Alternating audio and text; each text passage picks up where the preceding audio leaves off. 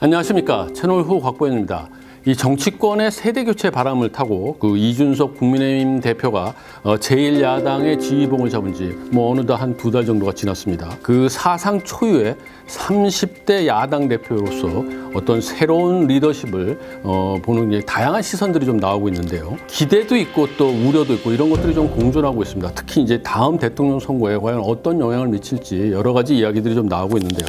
자, 30대 젊은 이준석 대표가 야권의 이 대통령 선거를 잘 이끌어 나갈 수 있을지 이번 시간에는 이러한 부분을 비즈니스포스트의 유근영 기자와 함께 이야기를 좀 나눠보도록 하겠습니다. 안녕하세요. 비즈니스포스트 유근영입니다. 이 대표가 이제 젊은 나이로 국민의힘 대표에 오른 것, 이게 이제 상당히 이제 화제가 됐는데, 또 이 대표로서 하는 일이 이전에 그 야당 대표들과도 이제 많이 다른 것 같은 그런 모습을 보여주고 있어요. 단도직입적으로 하나 물어보죠. 자, 이 대표의 등장이 이제 야권의 이 대선 레이스에서 과연 플러스 요인이 될까요? 아니면 마이너스 요인이 될까요? 결론적으로 플러스 요인이 많을 것 같습니다. 이 대표의 성향이나 그동안 쌓아온 이미지, 그리고 당대표로서의 행보들을 보면은 이 보수 진영의 외연을 넓히는데 좋은 점들을 갖췄다고 볼 수 있을 것 같습니다. 보수 진영 정치인들이 되게 보수란 정체성에 지나치게 매몰된 그런 측면이 많이 있었잖아요. 그래서 대선 주자나 당대표나 할 것 없이 그런 모습들을 보였고요. 황교안 전 미래통합당 대표를 봐도 장외투쟁, 단식투쟁 이런 것들을 하면서 정부 여당에 강경하게 맞서는 모습을 보여줬는데요. 실제로 보수 진영 정치인들이 그런 보수 정향이 강하기도 하거니와 핵심 지지층들 사이에서 강성 보수 성향들이 많기 때문에 지지층 입맛에 맞게 행동해야 되는 그런 측면도 있는 거죠. 그런데 이제 그러한 것들이 일반 국민들에게는 이제 썩 와닿지 않았다, 이렇게 볼 수 있을 것 같아요. 그리고 이제 당 지지도에도 이제 별로 도움이 되지 않았던 것 같고요. 2020년 4월에 이제 21대 국회의원 선거 결과를 보면은 그와 같이 행동했었던 이제 미래통합당의 모습을 보고 국민들이 외면하지 않았나, 이렇게 볼 수 있을 것 같아요. 그런데 이준석 대표는 이와는 다른 모습들을 보이고 있습니다. 몇 가지 행동과 발언들을 저희가 좀 살펴보겠습니다. 6월 17일 최고위원회의에서 이런 말을 했습니다. 앞으로 국민의힘은 호남의 일자리와 산업 인프라 확충에 관한 구체적 메시지를 전달하겠다.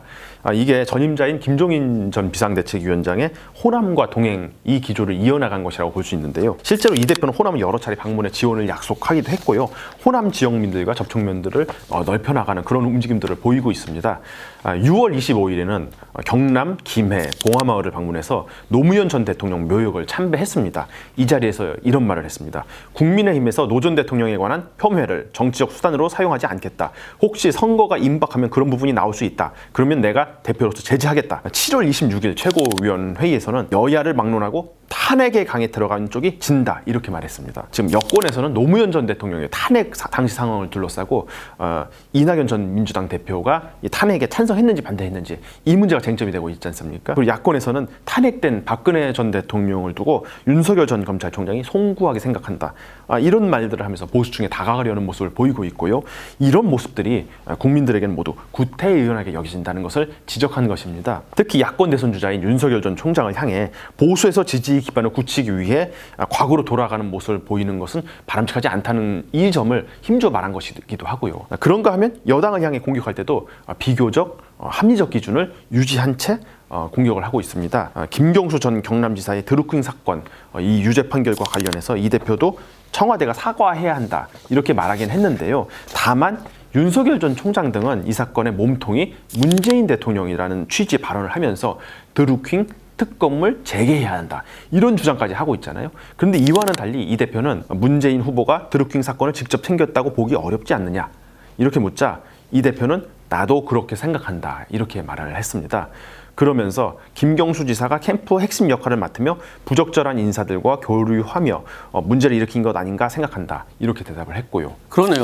확실히 이전의 모습들하고는 굉장히 다른 그런 모습을 좀 보여주고 있습니다. 그래서 이제 무조건적으로 이제 상대방을 공격하는 것보다는 합리적인 근거를 가지고 그렇게 판단하면서 이제 의견을 내는 이런 모습을 보이고 있는 것 같아요. 바로 그런 모습들이 보수 진영을 외면했고 쳐다보지도 않았던 중도층 그리고 젊은 층들의 마음을 되돌리는 데 효과적일 수 있다는 거죠. 그리고 그런 점들이 야권 대선 주자와 시너지를 낼 수도 있는 지점이기도 합니다. 지금 야권 대선 주자들은 나이로 볼 때 60이 넘었고 정치적으로나 아니면 다른 분야에서 완숙한 인물들입니다. 그 대선 주자들의 나이가 구체적으로 어떻게 되죠? 윤석열 전 총장은 1960년 출생입니다. 만 60세고요. 최재형 전 원장은 1956년 출생, 홍준표 의원은 1954년 출생, 유승민 전 의원은 1958년 출생입니다. 국민의힘 대선 경선에 참여하는 예비 후보들 가운데 좀 젊은 축이라고 할 수 있는 윤희숙 의원은 1970년 출생으로 만 50세고요. 하태경 의원이 1968년 출생입니다. 현재로서는 가장 유력하던 윤 전 총장도 60세고 대부분의 야권 대선 주자들이 60대 혹은 50대다 보니까 경륜 그리고 안정감 이런 것들을 내세울 수는 있겠지만 다소 역동성이 떨어질 수는 있지 않습니까? 그런데 30대의 젊은 이 대표가 대선 주자 옆에 있다면 꽤 이미지 개선 효과가 나타날 수 있지 않을까 그런 생각이 드는데요. 안정감 있는 대선 주자 옆에 젊고 역동적인 이 야권 당대표 이 조합이 대선 국면에서 상당히 파괴력이 있을 것 같다는 생각이 듭니다. 그리고 이제 이런 것도 좀 저희들이 생각해 볼 수 있을 것 같은데요. 자, 대선 주자가 지금 야권에서는 이제 보수, 중년 또 노년 뭐 이런 지지층을 좀 담당하고 이제 이 대표는 젊기 때문에 중도 또 이제 진보 그리고 청년층 뭐 이렇게 담당하는 좀 역할 분담 뭐 이런 것도 가능하지 않을까 이런 생각이 들거든요. 물론 이제 대선 국면이 되면은 이제 정당은 이제 모든 일이 대선 주자 중심으로 이제 쭉 돌아가게 돼요. 그리고 이제 오히려 이제 당 대표는 좀 보조적인 역할을 하게 되는 그런 일들이 이제 벌어지게 되죠. 그리고 이제 이 대표 스스로도 이번 대선을 이제 잘 치러내면은 아마 이제 한 단계 도약할 수 있는 그런 계기가 되지 않을까 그런 생각도 들고요. 이미 30대의 나이로 제1야당의 대표에 오르며 정치권의 거물로 인정받을 만한 위치가 됐죠. 앞으로 성장 잠재력도 적지 않아 보입니다. 물론 분수령은 내년 대선입니다. 만약 야권이 정권 교체에 성공한다면 이 대표는 집권에 성공한 집권당 대표로서 2023년까지 임기를 채우게 될 것입니다. 그러면 2024년에 22대 총선이 열리잖아요. 여기에 출마할 기회가 주어질 거고요.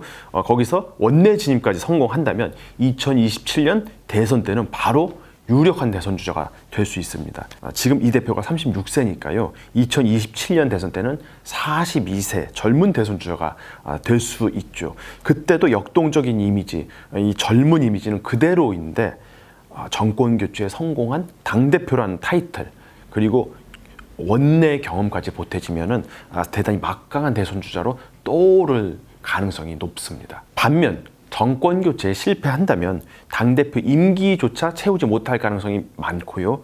이 대표의 정치 행로도 이 직선의 빠른 길보다는 돌아가는 이 길이 될 것 같습니다. 그리고 이제 이준석 대표 이야기를 할 때 이제 빼놓을 수 없는 그 인물이 바로 이제 김종인 전 국민의힘 비상대책위원장이 아닌가 이런 생각이 들거든요. 자, 이 대표는 정치권에 이제 들어와서 김 전 위원장에게 그 가장 많이 배운 것 같다 뭐 이런 취지의 발언도 했었고요. 그래서인지 이제 이 대표가 김 전 위원장과 이제 비슷한 점이 많이 있는 것 같아요. 어떤가요? 이 대표와 김 전 위원장의 인연은 10년 전으로 거슬러 올라갑니다. 새누리당의 박근혜 비상대책위원회 체제에서 함께 비대위원으로 일한 적이 있거든요. 당시 김종인 전 위원장은 박근혜 전 대통령의 경제민주화 공약을 설계하면서 박 전 대통령 당선에 기여하기도 했습니다. 우리도 여러 번 얘기했지만 이 김 전 위원장은 정무감각 그리고 정치적 전략 정책 아이디어와 관련해서는 현존하는 인물 가운데 가장 뛰어나고도 노련한 정객이라고 볼 수 있는데요.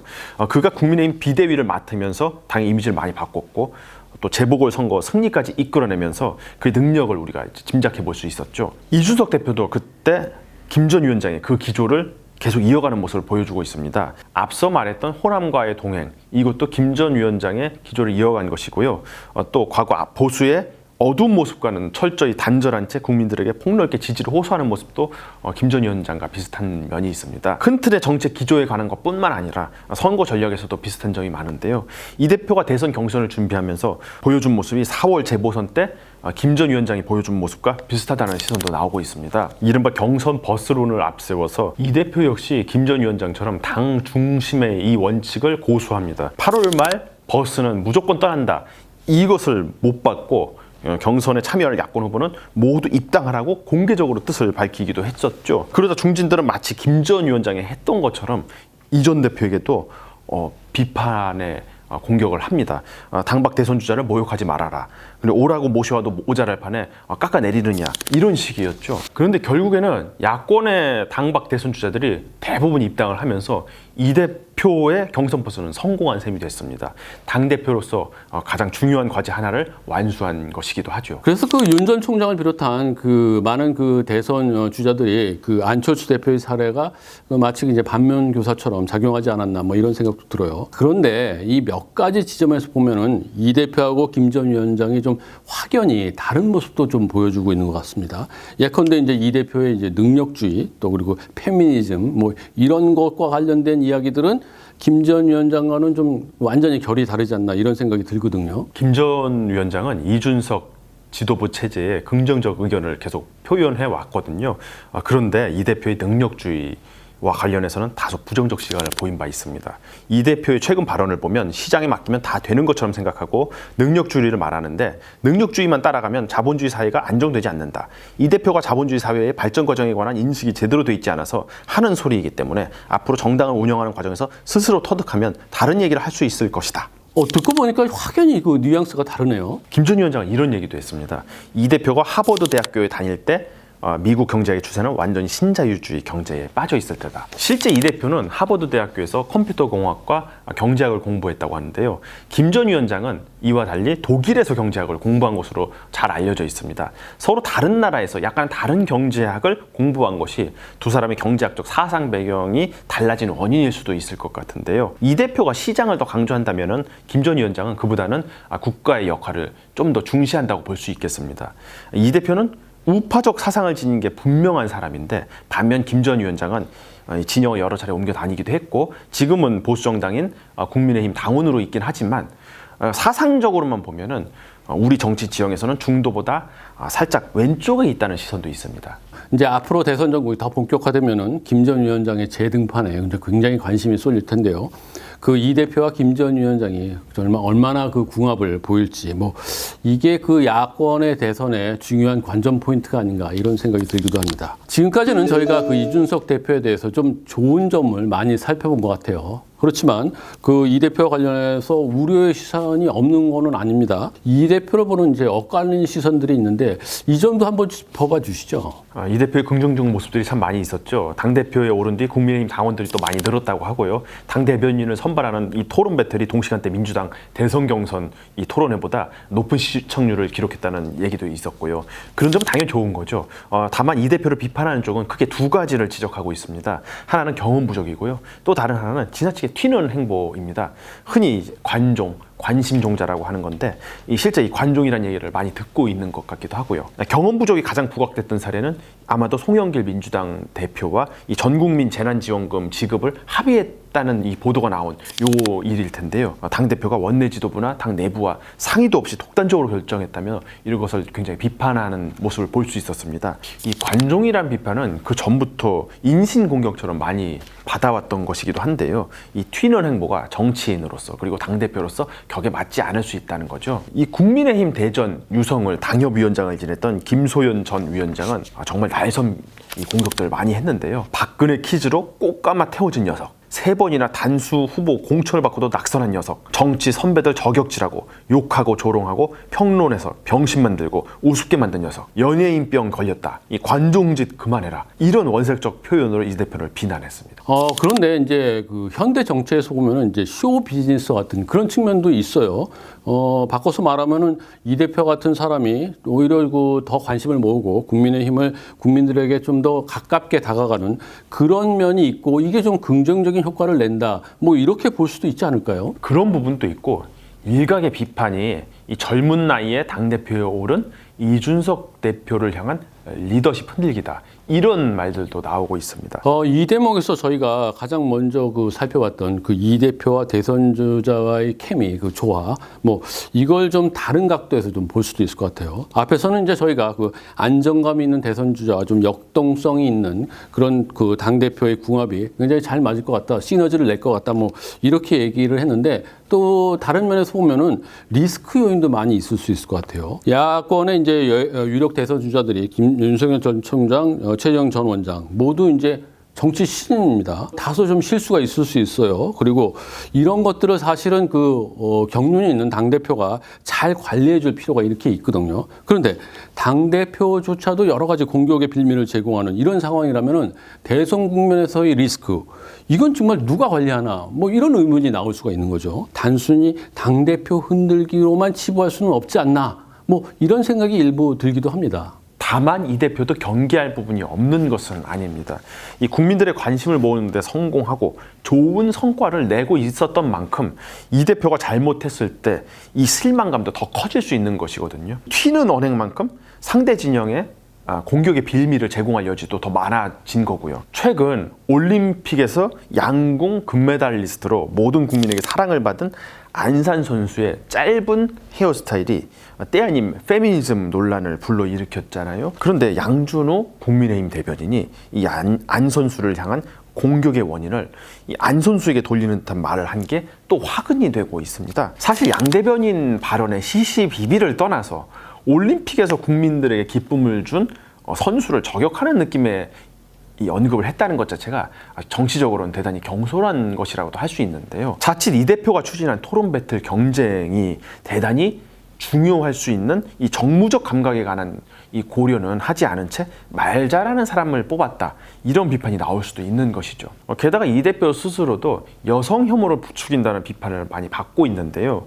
이 대선으로 가면서 이 대표가 남녀 대립을 조장한다는 이 대중적 인식의 틀에 갇힌다면은 상당히 위험할 수도 있지 않나, 그런 생각도 들어요. 네, 지금까지 저희들이 이준석 대표와 야권의 이제 대선 주자들 간의 이른바 케미, 그러니까 조화를 이룰 수 있을지 뭐 이런 것들을 좀 살펴봤습니다. 그리고 또 이 대표가 이번 대선을 잘 이끌어 나갈 수 있을지 이걸 좀 집중적으로 얘기해 봤는데요. 이 대표의 등장이 야권의 대선에 대해서 플러스 요인도 있겠지만 또 우려스러운 부분도 많이 있는 것 같은 그런 느낌이 듭니다. 네, 일단 이 대표는 경선 버스에 윤석열 전 총장을 탑승시키면서 당대표로서의 좀 절반의 성공은 거두지 않았나, 이런 생각이 듭니다. 앞으로 이 버스가 무사히 정권 교체 종착역까지 잘 도착할 수 있을지 저희들이 좀 끝까지 좀 지켜보도록 하겠습니다. 오늘 준비한 내용은 여기까지입니다. 여러분 끝까지 시청해 주셔서 대단히 감사합니다.